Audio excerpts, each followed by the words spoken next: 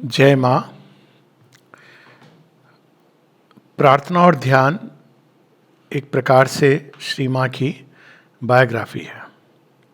अब लोग कहते हैं कि बायोग्राफी का इसमें क्या है। बायोग्राफी से हम लोग सोचते हैं कि घटनाएं बाहरी जीवन में, लेकिन बाहरी जीवन में जो घटनाएं होती हैं वो तो घटनाएं हैं।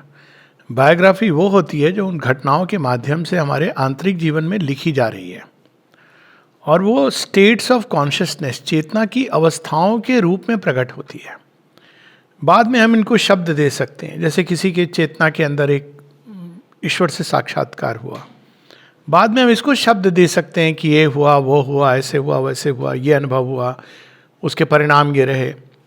तो ये प्रेयर्स एंड मेडिटेशन माँ की वो सारी आंतरिक अवस्थाएं हैं जिनसे वो गुजरी, और अब वो हमको कृपा प्रसाद के रूप में हम सबको दे रही हैं। दूसरी बात माँ बताती हैं कि 3 प्रकार के लोगों के लिए ये विशेष रूप से सहायक है। एक वे जो आंतरिक पथ ढूंढ रहे हैं जिसके द्वारा हम भगवान तक पहुंच सकते हैं, जो साधना, वो रास्ता जो उनको भगवान से मिला सके। फिर एक वो विशेष रूप से कहती हैं जो भगवान का काम करना चाहते हैं, जो भगवान का काम करने को अभिप्सा लेके, उनकी सेवा करने की अभिप्सा लिए हुए हैं। तो अब जब हम लोग यहाँ पे देखते हैं इस पर्टिकुलर प्रार्थना को जो हम आज पढ़ने वाले हैं कि भगवान की सेवा कैसे होती है, तो 2 चीज़ों को हमको, 2 हमारी जो व्यू पॉइंट्स हैं, ओपिनियंस हैं, जो सत्य हैं लेकिन वो हमारे प्रकृति जैसे, हम जैसे उसको उन शब्दों को उपयोग में लाते हैं तो वो कुछ और ही बन जाते हैं। और वो ये है, पहला, जब हम ये कहते हैं कि हम माँ का काम कर रहे हैं, देखने वाले को ऐसा लग सकता है, लेकिन वास्तव में माँ का काम कोई नहीं कर सकता। और ये केवल एक इमोशनल, भावनात्मक स्टेटमेंट नहीं है, ये एक रियलिटी। और मैं अभी उसमें 1 मिनट में आऊँगा इस प्रार्थना के माध्यम से। दूसरा कि माँ सब कुछ करती हैं, ये दोनों एक्सट्रीम है। एक है कि हम माँ का काम कर रहे हैं, दूसरा माँ सब कर रही हैं। तो हमारा रोल बस इतना होता है कि हम खुले रहें भगवान के प्रति, और जिस अनुपात में हम खुले रहेंगे, जहाँ भी, जो भी, जैसे भी, उठना बैठना, जैसे श्री कृष्ण कहते हैं गीता में कि ऐसे व्यक्ति का उठना बैठना बोलना चलना सब कुछ उस पर दिव्य की छाप पड़ने लगती है।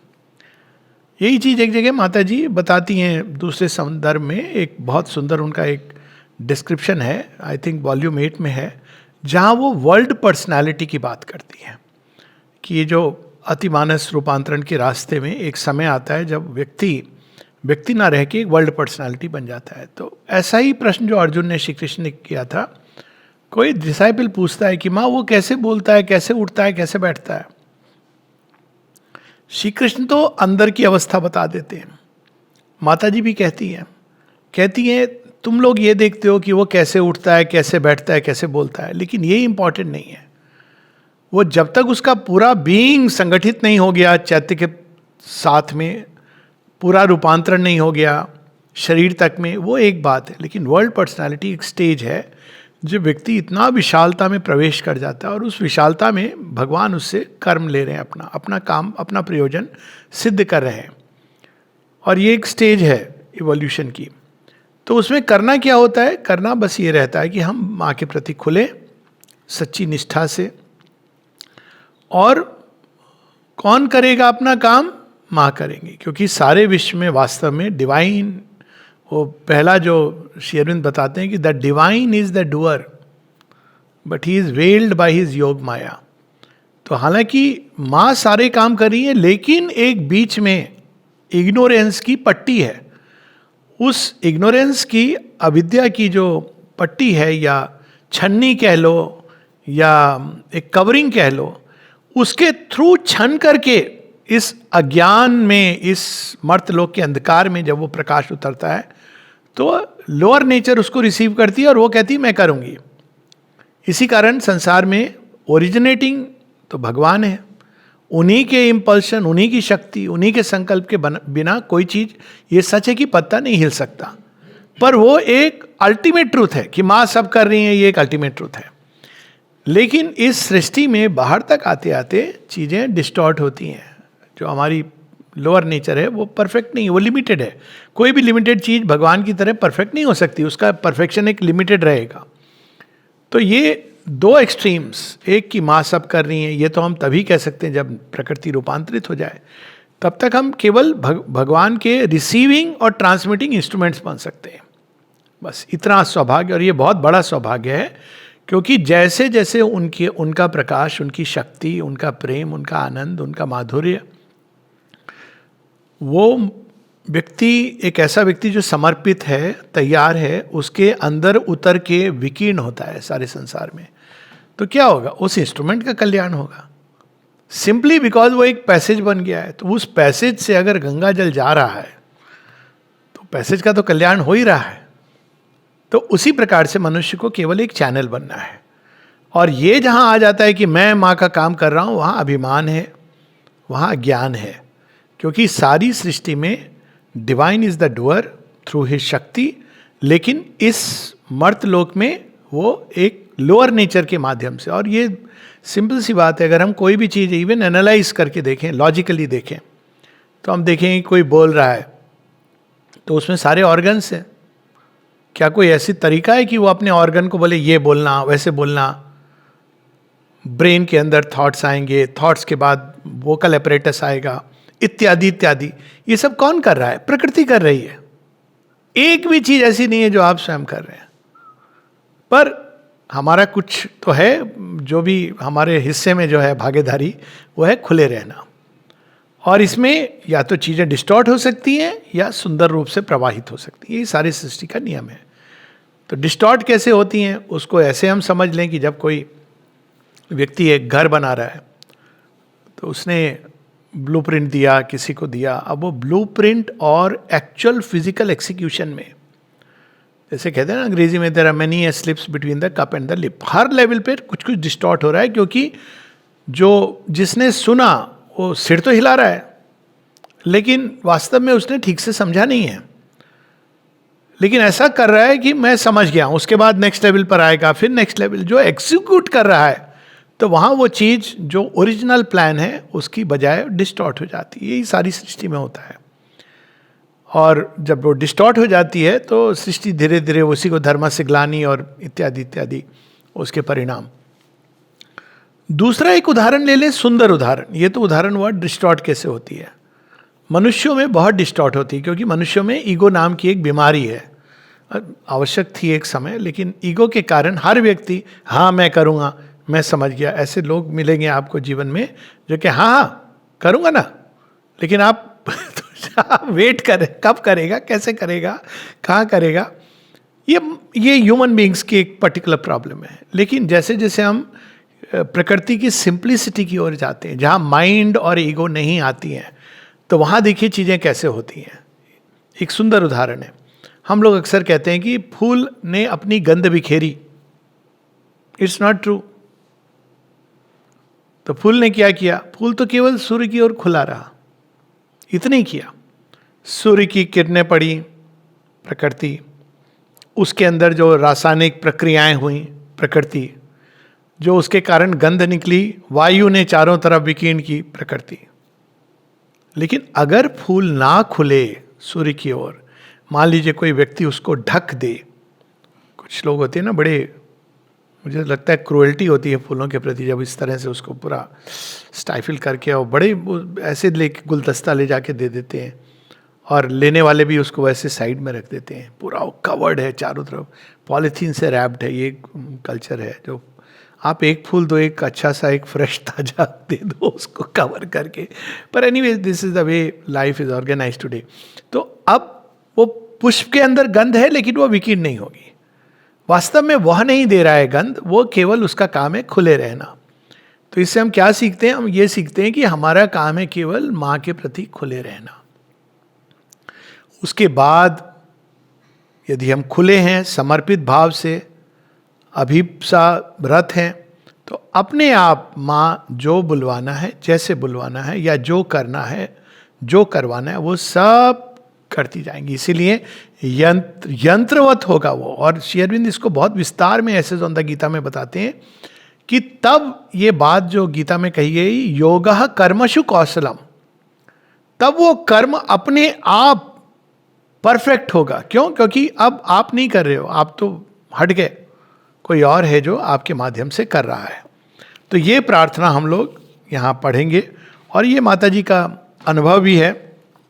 ये कब का अनुभव है इसकी बात हम लोग करेंगे, मोस्ट लाइकली कब का अनुभव है, लेकिन हर बार ही ये बात लागू होती है डिवाइन मदर के साथ। December 10th, 1912, दिसंबर 10, 1912, ओ सुप्रीम मास्टर। अब बार बार ये बात आती है कि माँ ने जितने नामों से भगवान को पुकारा है, इसकी अगर लिस्ट बने तो कितना आनंद आए। अब देखिए यहां मां क्या कह रही है, सुप्रीम मास्टर, परमोच्च प्रभु, परमोच्च स्वामी। मतलब अब इसमें देखिए एक पूरा संसार है, बहुत से मास्टर्स हैं हम लोगों के, लेकिन सुप्रीम मास्टर, वो जो इस जगत का स्वामी है, सृष्टि का स्वामी है, सृष्टि का नियंता है, वो हमारा मास्टर है। कई बार जब लोग आते हैं यहाँ आश्रम में, वैसे बाहर भी ये सब जगह अप्लाई होना चाहिए, हमको सोचना चाहिए कि हमको माँ ने अपॉइंट किया है यहाँ पर, किसी और ने नहीं दिया। हम किसी और की सेवा नहीं कर रहे, माता जी की सेवा कर रहे हैं जहाँ भी है व्यक्ति। और तब हम काम करें, देखिए सब अंदर से बदल जाएगा, पूरा आउटलुक चेंज हो जाएगा। ओ सुप्रीम मास्टर, इटर्नल टीचर। एक है टीचर जो अब यहां हम लोग वर्ल्ड टीचर, जगत गुरु की बात करते हैं। जगत तो बदलता रहता है, तो कायदे से जगत गुरु के मेथड प्रोसेस चेंज होंगी, इवॉल्व करेंगी, लेकिन there is an eternal teacher जो मूल रूप से, सैद्धांतिक रूप से, जो अल्टीमेटली एक प्रकार से सारी सृष्टि को सिखा रहे हैं। क्या सिखा रहे हैं सारी सृष्टि को?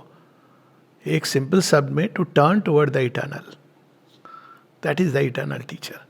और वो चीज हर अवस्था में, हर चीज में, to express and manifest the eternal, वो हर जगह, वो कोई भी बाहरी अवस्था पर डिपेंडेंट नहीं है। इटर्नल टीचर जो काल की किसी गति पर डिपेंडेंट नहीं है, कोई भी चीज कहीं पर भी किसी भी क्षण वो अपने आप को अभिव्यक्त कर सकते हैं। Eternal teacher.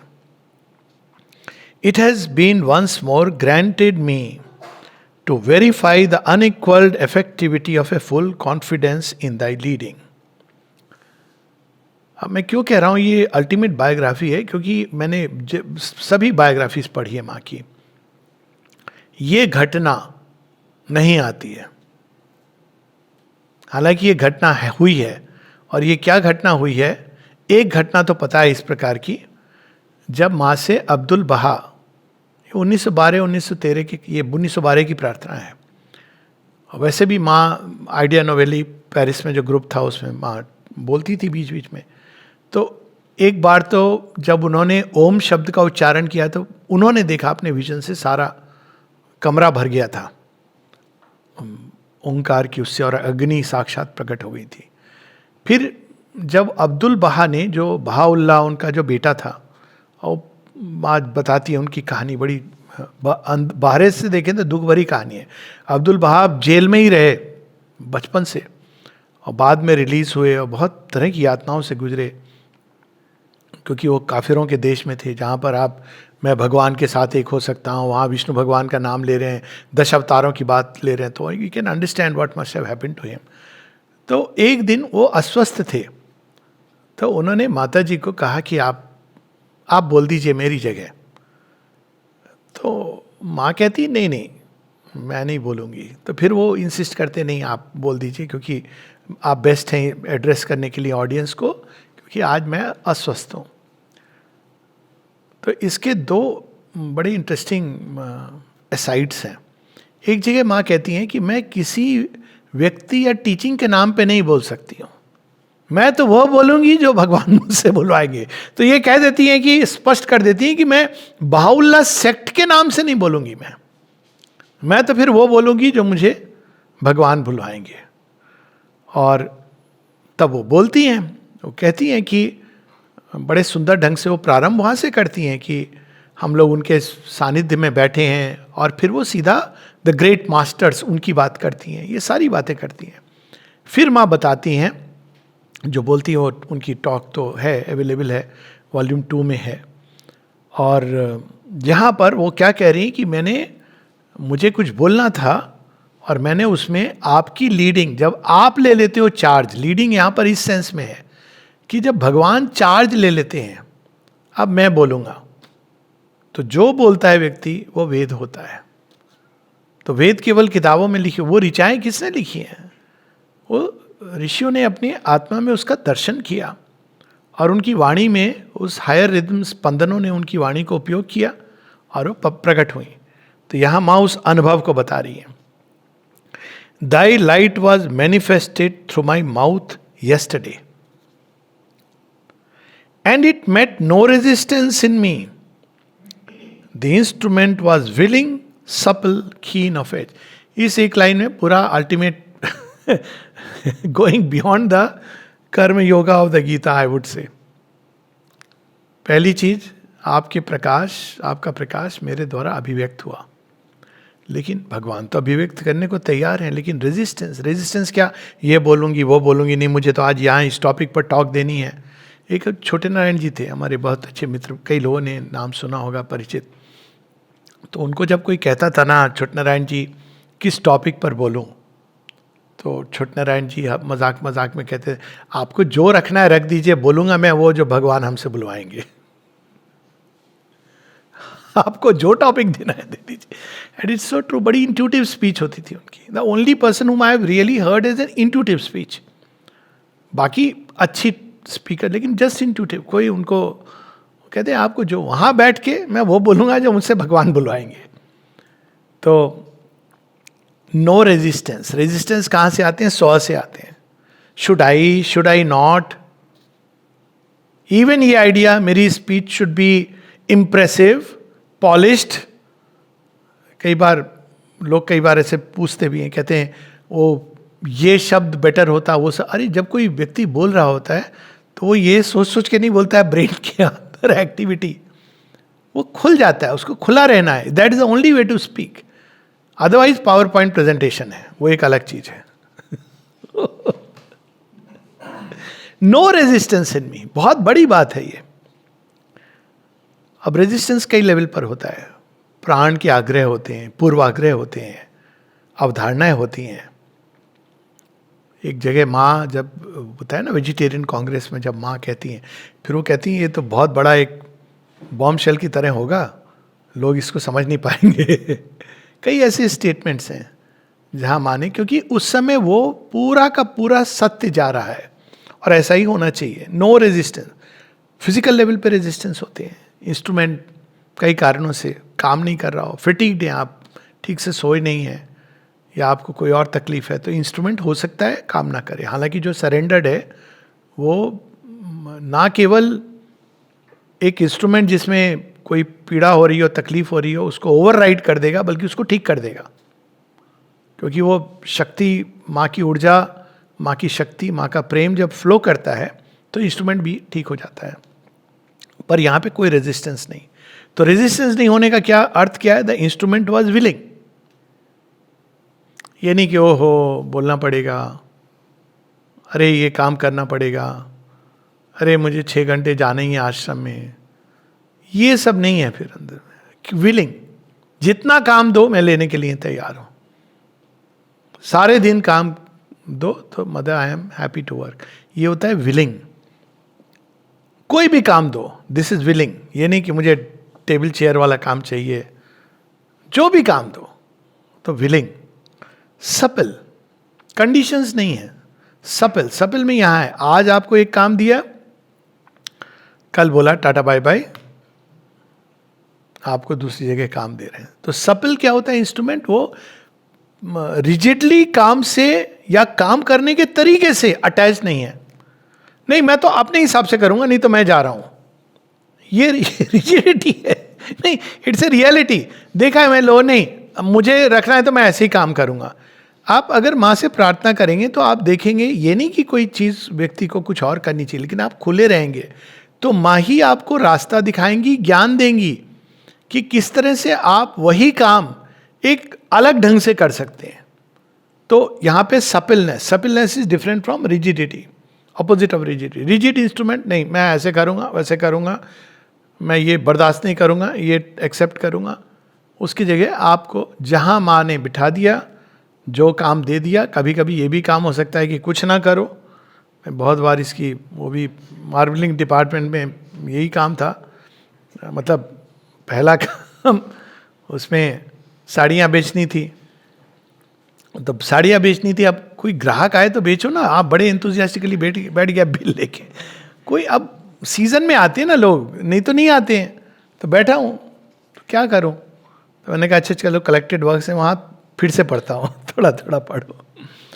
तो बताया कि नहीं वैसे you can read, but actually माँ चाहती थी कि यहाँ पे तुम कंसंट्रेट करके बैठो. मैंने कहा ठीक है,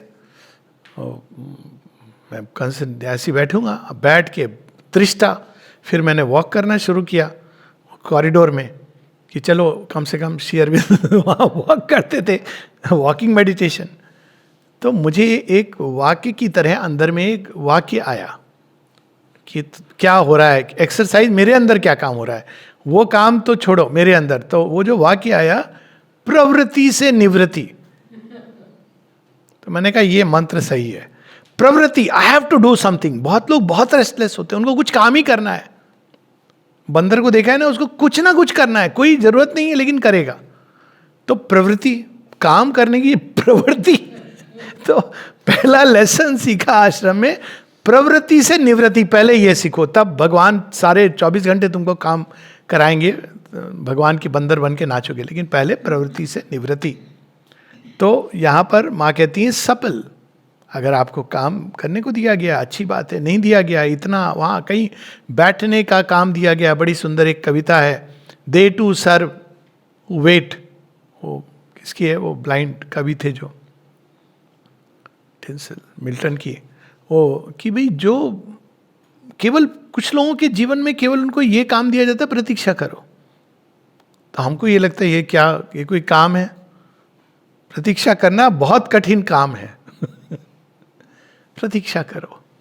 अब इसमें भगवान की मौज है. एक बड़ा सुंदर शब्द है हिंदी में, भगवान की मौज है. मौज मतलब उनकी विल है. He is taking delight in making you stand and wait. Stand and wait, हमें यही काम दिया है, बहुत खुशी है.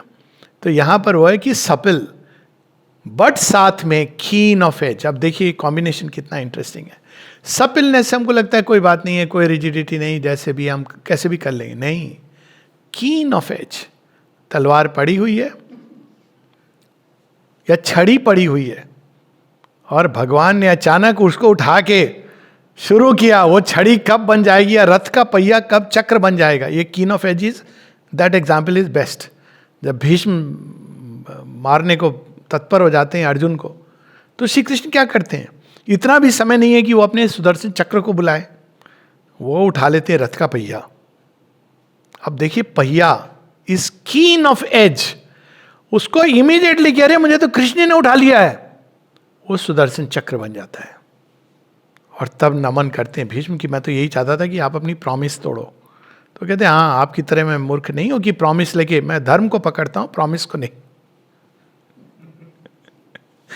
यही तो उसमें कहानी में लेसन है कि मैंने प्रॉमिस दे दी. अब देखिए रिजिडिटी क्या होती है, मैंने वचन दिया है इसलिए मैं इसको पूरा करूंगा. लेकिन श्री कृष्ण क्या सिखाते हैं, धर्म, ईश्वरीय प्रेरणा, दिस इज इंपॉर्टेंट. ये नहीं कि आपको प्रॉमिस तोड़ देनी चाहिए एट एवरी, नहीं. That's what is called going beyond moral. Shri Ram और श्री कृष्ण के बारे में बड़ी सुंदर बात श्री अरविंद एक जगह लिखते हैं, Rama shows the ultimate glorification of manhood. एक मनुष्य ऑफ द ह्यूमन मोल्ड. एक ह्यूमन मोल्ड कितना सुंदर, भव्य, दिव्य हो सकता है, लेकिन ह्यूमन मोल्ड, वो श्री राम उसका प्रतिनिधित्व करते हैं. Shri Krishna, he shows, he breaks the human mould and shows the way towards superman, super human. तो वो क्या करते हैं मोल्ड में, वो ह्यूमन मोल्ड क्या होता है, रिजिड, भाई एक ह्यूमन है, बड़े आइडियलिस्टिक, उससे रघुकुल रीत सदा चली आई, प्राण जाए प्रवचन आए। जरूरी है, जब मनुष्य के अंदर अगर पशु एक्टिव है तो बहुत जरूरी है। लेकिन अगर आपको ह्यूमन से सुपर ह्यूमन की तरफ जाना है तो फिर अब बुद्ध देव ने भी वचन दिए होंगे ना जब शादी हुई होगी, लेकिन चूंकि he is moved by a divine impulse, then nothing matters. Obviously ये तभी अप्लाई करता है जब आप डिवाइन इम्पल्स से मूव्ड होते हो। माँ से किसी ने पूछा था duty towards parent, duty toward this, माँ कहती है अगर तुम भगवान की ओर मुड़ गए हो then you have no other duty except toward the divine. Otherwise जीवन में हायरार्की ऑफ ड्यूटीज है जिसके अनुसार मनुष्य को चलना चाहिए। तो keen of edge, ready to change, तो suppleness is in the hands of the divine, not in the hands of the world forces. It is thou who art the doer in each thing and each being. And he who is near enough to thee to see thee in all actions without exception will know how to transform each act into a benediction. कितना सारा समुद्र माँ ने उड़ेल दिया है। पहली चीज हमको ये जानना है कि thou art the doer, mother is the only doer. He who is near enough to thee, कैसे पता चलेगा कोई भगवान के करीब है? क्या वो आश्रम में रहता है तो करीब है? क्या वो माता जी के रूम में काम कर रहा है तो करीब है? क्या वो समाधि पे सेवा कर रहा है तो करीब है? नहीं, उसकी दृष्टि से पता चलेगा, क्योंकि उसकी दृष्टि भगवान की तरह होती रहेगी। तो क्या है वो दृष्टि? It is thou who are the doer in each thing and each being and who he is near enough to thee to see thee in all actions without exception. भगवान के सानिध्य, सामीप्य का प्रमाण क्या है? कि वो हर एक्शन में भगवान की अभिव्यक्ति देख पा रहा है और उसके डिस्टॉर्शन भी देख रहा है और अभिव्यक्ति भी देख रहा है, क्योंकि वो किसी चीज से बंधा नहीं है सिवाय दिव्य संकल्प या दिव्य ज्ञान के और दिव्य ज्ञान के। और कह रहे हैं ऑल एक्शंस विदाउट एक्सेप्शन, सर्वकर्माणि। ये नहीं कि रिलीजियस एक्शन या ध्यान कर रहा है तो भगवान, हर एक्शन में वो देख पाता है भगवान कैसे कार्य कर रहे हैं, क्योंकि सब जगह वही कार्य कर रहे हैं। अब जो व्यक्ति जिसकी यह अवस्था है उसके साथ क्या होगा? Will know how to transform each act into a benediction. हर कर्म उसका एक ब्लेसिंग हो जाएगी। अब ईश उपनिषद क्या कहती है? यस्मिन् सर्वाणि भूतानि, यस्तु सर्वाणि भूतानि आत्मैवाभूत विजानता तत्र को मोह क शोका एकत्वमनुपश्यता। ये इसी सत्य का संस्कृत में अनुवाद है, लेकिन माँ इस सत्य को 2 कदम आगे ले जा रही है। वो ऐसा बता रही है कर्मयोग के माध्यम से, डिवाइन वर्क्स के माध्यम से हम किस तरह से उस अवस्था को प्राप्त हो कर सकते हैं। जब हम ये जाने नंबर 1 कि हम डूअर नहीं हैं, तो हम डूअर नहीं है तो क्या हम बस बैठे रहें भगवान सब करे? नहीं, हमारा एक काम है, हमको एक इंस्ट्रूमेंट बनना है। कैसा इंस्ट्रूमेंट होना चाहिए? जो पूरी तरह उनके प्रति खुला हो, विलिंग हो, सपिल हो, कीन ऑफ एज हो। ये 3 शब्द यूज किए माने। और फिर उसको क्या मिलता है? भगवान का सामीप्य और सानिध्य।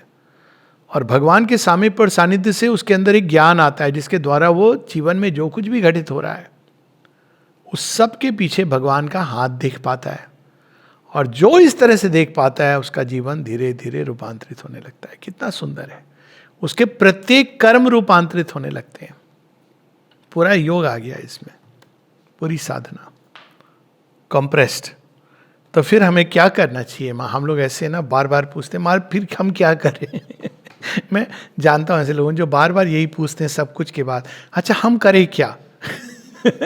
माँ के प्रति खुले रहो ठीक है, लेकिन हम करें क्या? अच्छा माता जी का नाम लो, नहीं हम करें क्या? क्या से होता है कि हम बाहर रूप से क्या करें कई बार लोगों के मन में, लेकिन इंपॉर्टेंट है कि हमारी आंतरिक अवस्था क्या है। यही बात की ओर माँ संकेत कर रही है। हाँ, आपको जो कर्म मिला है, आप कोई ना कोई कर्म, हम सब एंगेज्ड हैं, सर्वकर्माणी। हम सबको फील्ड या तो नियति ने दिया है या हमारी मूल प्रकृति ने दिया है, स्वभाव नियत कर्म या डेस्टिनी या भगवान। ये तीनों लेवल पे हम देख सकते हैं कि हम सबको कोई ना कोई कर्म मिलता है।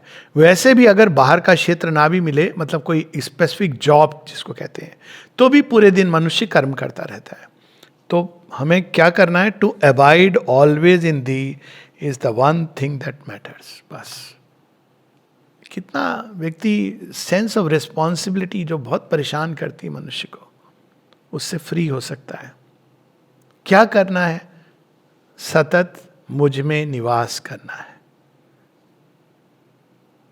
मां क्या करना है हमें? सतत मुझ में निवास करना है।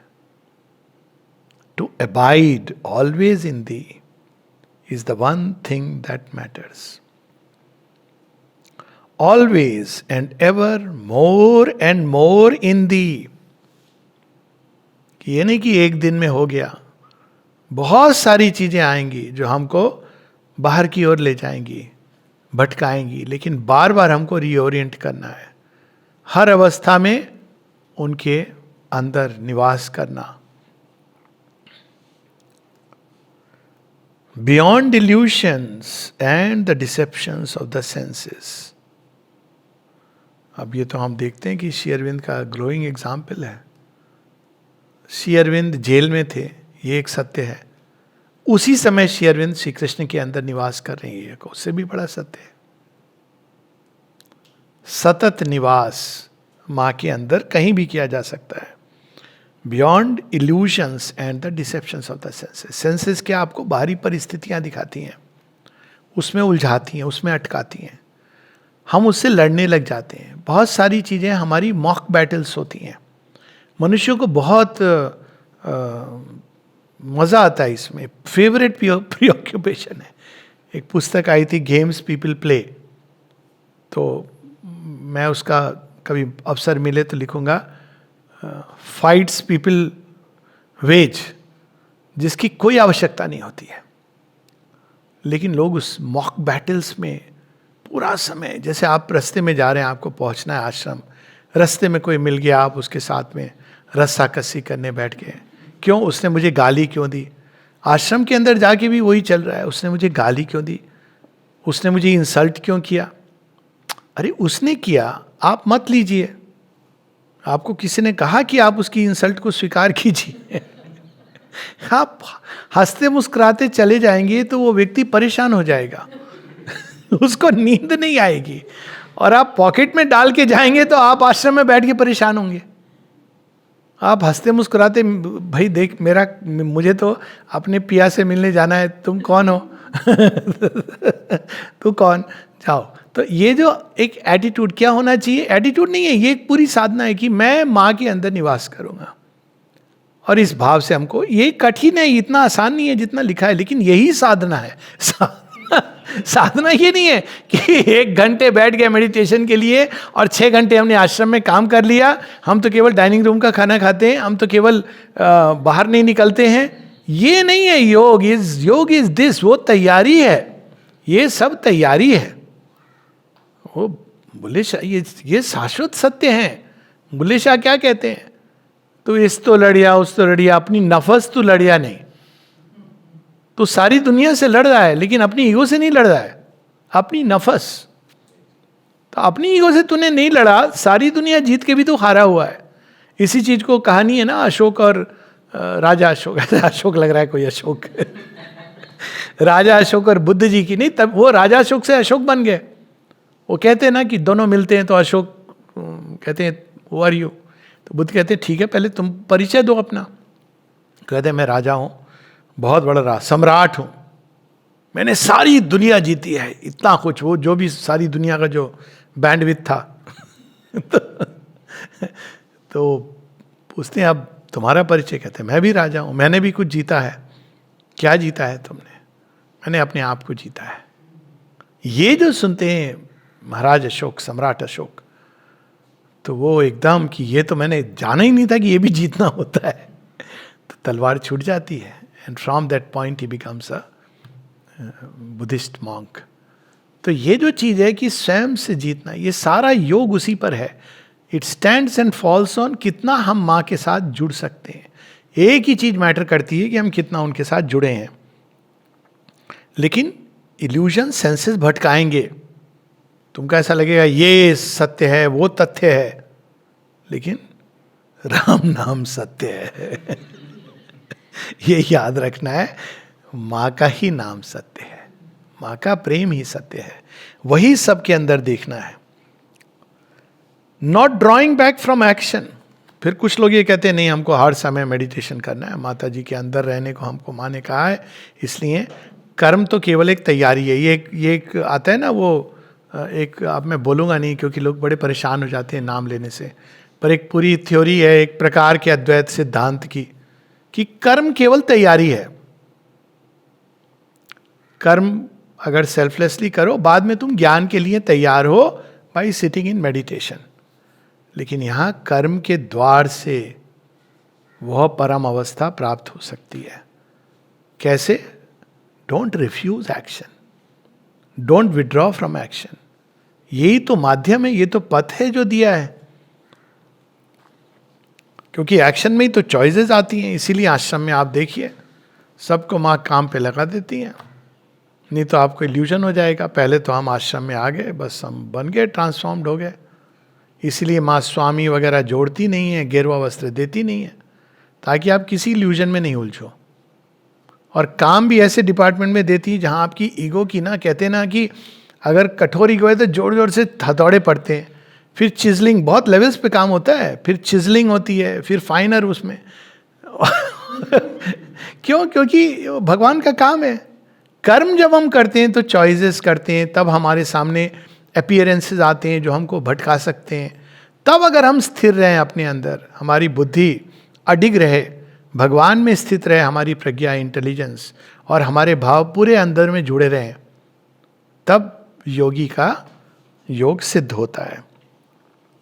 Not drawing back from action, refusing it, rejecting it, A struggle useless and pernicious. देखिए गीता की बात कितने सुंदर ढंग से मां बता रही हैं।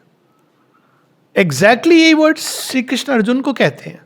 अर्जुन कहते हैं मैं तो संन्यास लूंगा, क्योंकि इसको श्रेष्ठ चीजें बताई गई हैं हमारे हिंदू धर्म में। थैंकफुली उस समय ये ऐसे नहीं था, पर फिर भी एक, तो श्री कृष्ण क्या कहते हैं, ये जो तू प्रयास कर रहा है ये मिथ्याचार है। क्यों? तू तो स्वभाव से क्षत्रिय है, तो वहां बैठेगा, उसके बाद तू रनिंग कमेंट्री देगा, कह रहे देखो उसने ये अस्त्र, अरे इसका काट ये था, अरे वैसा होना, मैं होता तो ऐसा करता। तो स्ट्रगल परनिशियस एंड यूजलेस, माने वर्ड यूज किया परनिशियस। ये जो टेंडेंसी, एटीट्यूड होता है कि मैं एक्शन से विड्रॉ कर लूं, रिफ्यूज कर दूं, ये जो तरीका है pernicious, it can be very dangerous. और ये एक हैबिट की तरह चिपक जाता है कई बार। हम कन्फ्लिक्ट अवॉइड कर रहे हैं, ना रिजॉल्व कर रहे हैं, ना उसके ऊपर उठ रहे हैं, हम केवल एस्केप करते जा रहे हैं। तो मां कहती है स्ट्रगल यूजलेस एंड परनिशियस। अब बड़ी सुंदर बात है, but living the alone in the act what ever it may be. कर्म में भगवान को जीना, शब्दों का चयन देखिए, लिविंग फॉर दी नहीं बोल रही हैं, लिविंग इन दी भी नहीं बोल रही हैं, लिविंग दी अलोन। मतलब कर्म क्या है? बीइंग इज बिकमिंग, जिसको महावाक्य जो लाइफ डिवाइन में, वही जो अंदर है वही कर्म में बह रहे हैं। It is the divine who is flowing through the action, it is the divine who is whizzing through the arrows of Arjuna. और ये देख पाती कहानी हमारे यहाँ आई है ना अश्वमेध यज्ञ की, जब अर्जुन एक जगह जाते हैं और प्रवीर एक राजकुमार है, तो उसकी माँ उसको कहती है कि क्षत्रिय का तो धर्म है, तुमको सब ठीक है, लेकिन you have to stop the chariot, क्योंकि ये क्षत्रिय का धर्म है।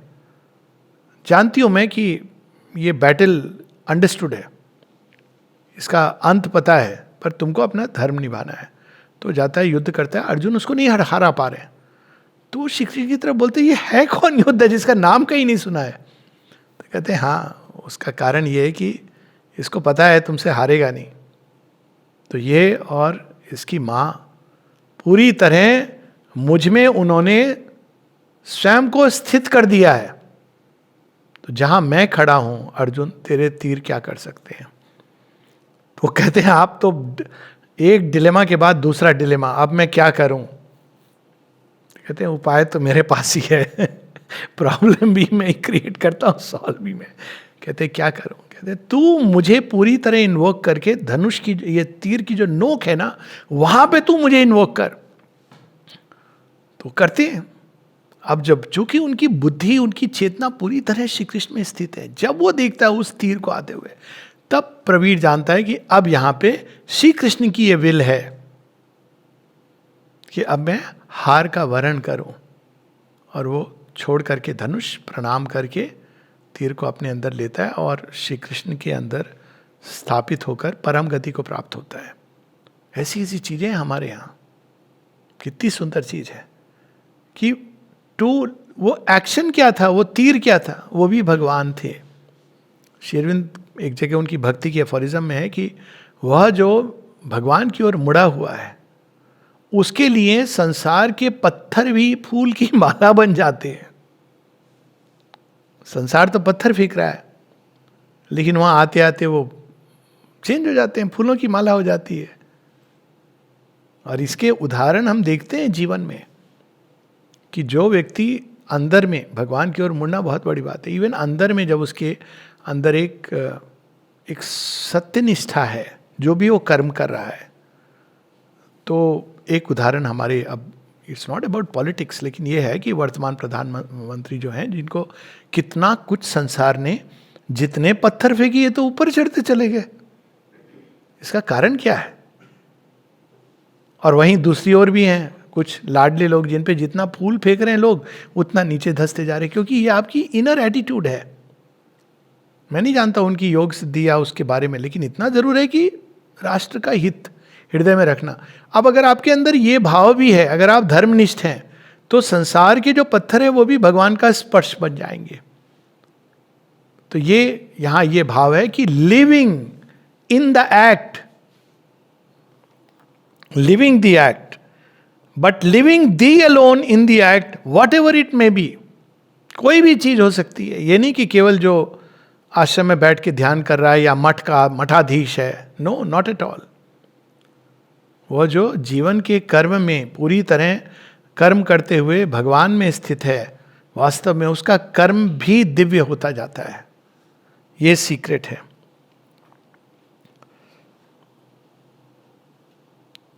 एवर एंड ऑलवेज दी, हर अवस्था में केवल मां, देन द इल्यूजन इज डिस्पेल्ड। तब ये सारे द्वंद्व जिसको हम देखते हैं, इल्यूजन क्या है? ये अच्छा है, ये बुरा है, ये फॉर्चुनेट है, ये सौभाग्य है, दुर्भाग्य है। क्योंकि ये क्यों आते हैं इल्यूजन? क्योंकि हमारा ईगो सेल्फ उसमें वैल्यू इस तरह से देता है। ईगो सेल्फ की वैल्यूएशन है बेस्ड ऑन कि मेरे हित के लिए, मेरे हित मतलब मेरे मन प्राण शरीर, मेरे स्वार्थ के लिए ये चीज़ हितकर है या नहीं है, ऐसे देखता है। लेकिन जो भगवान में निवास करने लगता है, तब वो हर चीज के अंदर वो केवल भगवान का स्पर्श देखता है। Then the illusion is dispelled, the falsehood of the senses vanish. ये वैनिश वर्ड बड़ा अच्छा है, बड़ा इंटरेस्टिंग है। एक सावित्री में एक पूरा कैंटो है, 2 कैंटो हैं। एक है द सन्स ऑफ डार्कनेस, दूसरा वो द डिसेंट इनटू नाइट, दूसरा है the mother of falsehood and evil. तो जब लास्ट में एकदम अंधकार की गहराई में चले जाते हैं श्री अरविंद, तो वहां वो देखते हैं कि वहां पे भी वही सुप्रीम सोया हुआ है। मतलब यह भी, इसके पीछे भी सारा सुप्रीम है, जो सारी डार्कनेस है। फिर वो बताते हैं देन इन एक बिल्कुल जैसे एक इल्यूजन की तरह वो सारा वैनिश हो जाता है, as a magic building is undone, और formats of the ignorance are torn and in their place grew luminous characters. बिल्कुल वो मैजिक की तरह होता है वैनिश की। जब वो जाता है तो लगता है कि ये था, सच में था, इतनी कठिनाई थी, लेकिन वो इल्यूजन की तरह। हमको क्या करना है? उससे नहीं लड़ना है, अपने अंदर लड़ना है।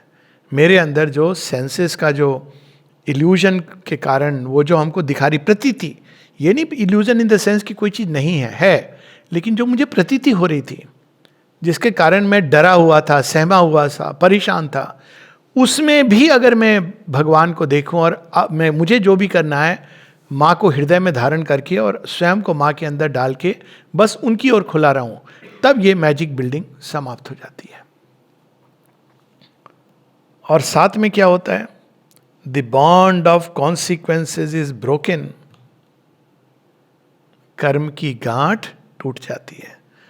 सर्वधर्मान परित्यज्य मामेकम शरणम व्रजा अहम त्वा सर्व पापेभ्यो मोक्षयिष्यामि मा शुचा। और उसके पहले क्या? मन मना भव मद भक्ता मध्याजीवा नमस्कुरु।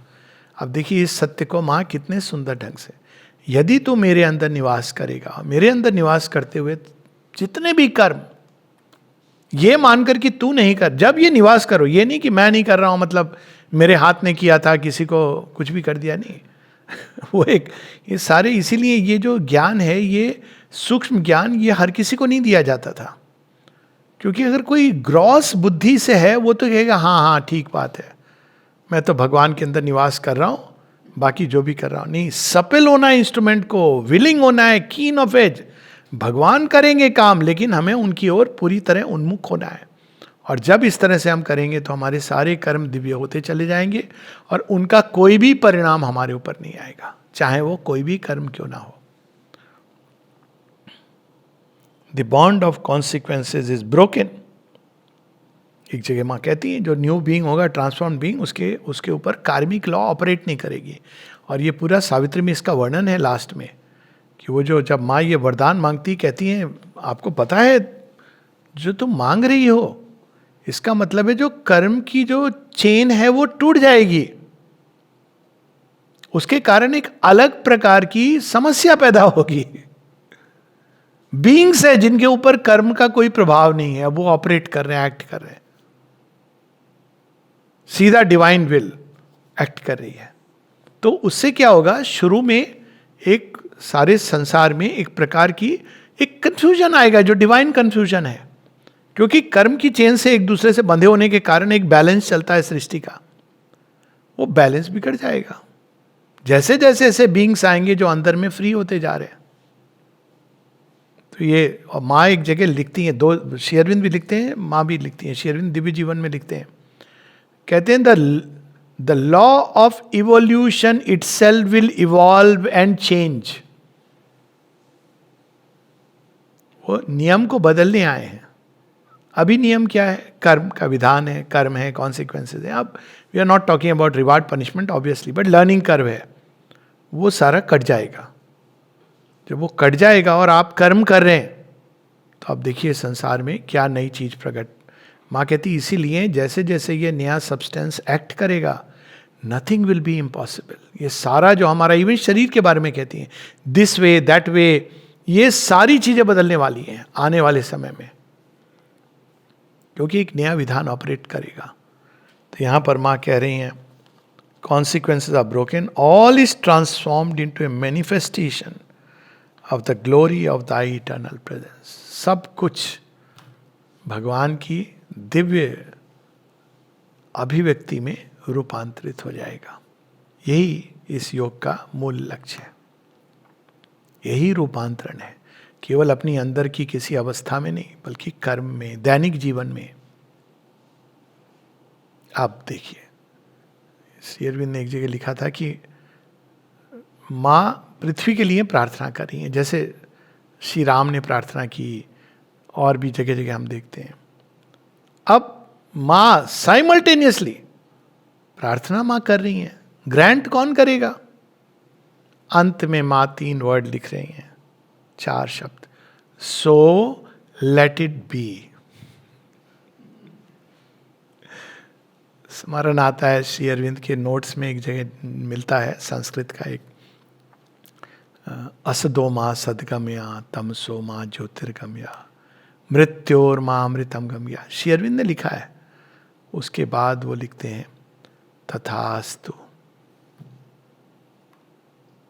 अब ये किसको तथास्तु दिया जा रहा है? उन्होंने इस अवस्था को अपने अंदर चरितार्थ किया है, सिद्ध किया है। अब वो कह रही हैं ऐसा ही हो, हम सबके अंदर ऐसा हो। क्यों ये संभव हो पाएगा? क्योंकि माँ ने इसको अपने अंदर सिद्ध किया है। ये है माँ। और ये कब की बात है? 1912। और लोग थे जिनके अंदर कहते हैं अज्ञान, मूढ़ता, अंधकार. The mother is a disciple of Shri Aurobindo. Shri Aurobindo पत्र लिखते हैं, the mother is not a disciple of Shri Aurobindo. She had all the realisations of the yoga before coming to me. adept in Buddhist yoga, she had realized the yoga of the Gita. तंत्र योग, कुंडलिनी योग, सारे अनुभव उनको, उनके अनुभव क्या, संसिद्धियां, तब वो आती हैं. और तब जब वो श्री अरविंद के चरणों में बैठती हैं तो उसका जो महत्व है, वी कैन नॉट इमेजिन. सारी सिद्धियां चरणों में भेंट कर देती. कहती हैं I am like a newborn child. और बताती हैं कि यहाँ आके मैंने एक चीज सीखी. क्या चीज सीखी? कि how to renounce your realisations. सुना है कभी सिद्धियों को रिनाउंस कर देना? क्यों? अब एक नया काम करने. श्री अरविंद ने भी ये किया है. सारी सिद्धियां लेके आते हैं यहाँ पौंडीचेरी, और वो कहते हैं कि इस योग में अगर तुमको ये करना है योग, तो तुम्हें तैयार होना चाहिए कि कभी ऐसा होगा कि तुम एक बहुत साधारण व्यक्ति की तरह काम करो. Ordinary, like a ordinary human being. क्यों? क्योंकि हम अगर उस भाग में रहते हैं योगी वाले पार्ट में, Yogi Yogi what ever it means, तो हमारी साधारण चेतना कभी भी भगवान के संपर्क में नहीं आएगी रूपांतरण होने के लिए. ये श्री अरविंद का पत्र है, ऑटोबायोग्राफिकल नोट्स में है. और इसीलिए वो सबको योग देते नहीं थे, और कहते भी थे कि तुम आओगे तो हो सकता है तुम एकदम साधारण मनुष्य की तरह बनो, और are you ready for it. क्यों? क्योंकि ये अंदर में तो सिद्ध करना वो वैसे ही दे देंगे हम लोगों को, उसके लिए हमको चिंता नहीं करनी है. लेकिन बाहरी चेतना, सरफेस कॉन्शियसनेस, आउटर मैन, जो सबका ऑर्डिनरी है, उसमें रूपांतरण लाना is a very difficult task. और श्री अरविंद कहते हैं यदि ये नहीं होता है तो मेरा काम पूरा नहीं होता है. तो वो सारे स्तर अंदर में तो हो गई, वो तो ईजियर पार्ट है, पर मोर डिफिकल्ट है इस सारी कर्म में. जब हम होते हैं तो एकदम हमारी साधारण चेतना बाहर आ जाती है, हमारे बाहरी चेतना पूरी तरह संलग्न हो जाती है. आप कर नहीं सकते उसके बिना, एटलीस्ट फिजिकल कर्म तो संभव नहीं है. इवन इंटेलेक्चुअल वर्क जैसे सोचना, क्योंकि ब्रेन आपका इन्वॉल्व हो रहा है, तो वो सारी जो बाहरी चेतना है वो सब के थ्रू भगवान हर एक रोम रोम से प्रवाहित होने लगते हैं. तो we can reverse it this way. एक भजन था, मेरे रोम रोम में बसने वाले राम, जगत के स्वामी हे अंतर्यामी, मैं तुझसे क्या मांगू. है एक चीज उससे भी आगे, मेरे रोम रोम से बहने वाले राम. प्रत्येक कर्म में भगवान ही बहें, और ये धरती पर भगवान का ही कर्म सिद्ध हो, भगवान का ही नाम सब जगह फैले, भगवान के प्रकाश से सारी पृथ्वी दीप्तिमान हो. उसके लिए यह इंस्ट्रूमेंट हो या वह इंस्ट्रूमेंट हो, ये भी इंपॉर्टेंट नहीं है. But thy will be done. इस एक लाइन के बाद हम लोग रुकेंगे आज. To abide always in these the one thing that matters. एक ही चीज जो मैटर करती है. Always and ever more in thee. अधिक से अधिक, कोई लिमिट नहीं है. माँ एक जगह कहती हैं, क्योंकि never say that I have given my self to the divine, because there is always something more to give, and there is always you can give your self in a better way. More and more, beyond illusions and deceptions of the senses. Not drawing back from action, refusing it, rejecting it. ये जो illusion वाले उससे आता, अच्छा ये सब तो illusion है तो मैं withdraw कर रहा हूँ, नहीं, क्योंकि तब तो आप मीन्स ही खत्म कर रहे हो. ये illusion यानी विकृति के अंदर सुकृति, दिव्यकृति बननी है. ये struggle useless and pernicious. It's struggle. आप विड्रॉ करके काम बाहर से नहीं कर रहे हो, अंदर में आपके सारा भर रहा है, कूड़ा कचरा सारा. Struggle useless and pernicious. कर्म तो होगा, यही श्री कृष्ण कहते हैं कि इवन जो तू चुपचाप बैठेगा उसमें भी कर्म है. कोई ऐसी अवस्था है ही नहीं जिसमें आप कर्म नहीं हो रहा हो. वो बताते भी कि जो योगी नहीं ये जानता है कि जब वो कुछ नहीं कर रहा है तो भी कर रहा है. That is because you cannot stay without action. Some action or the other is happening all the time. but living thee alone in the act, whatever it may be, ever and always thee.